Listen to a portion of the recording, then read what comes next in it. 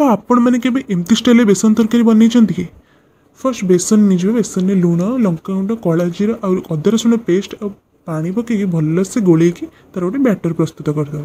तो तापर किसी मात्रा कड़े पानी नहीं कस्तूरी मेथी चीनी पकई बेसन पकई भलसे जंती जंती सारा गोटे प्लेट को काढ़ी देकी भल भाव सुखी पीस पीस कर काटिदबा। तो काटी सारा भल भाव बाहर करदे देखिपे केते भलसे बाहर भी जाऊँ। तो ताकू आम कड़े तेल गरम कर छाणीबा। तो देखिपे केते नरम भी होती। तो तापर आम गोटी गोटी कर छाणीदबा। तो आपण मैंने भी देखिपे केते बढ़िया से फुलिकी केते क्रिस्पी भी हो सारी।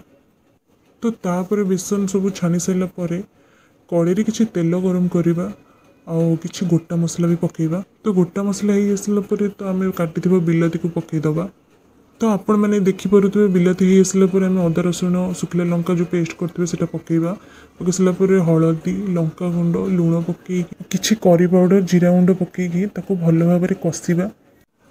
तो भल से कषि आसला आम आलू आ बेसन को सांगे पकईकि भी भल भाव कषिजा।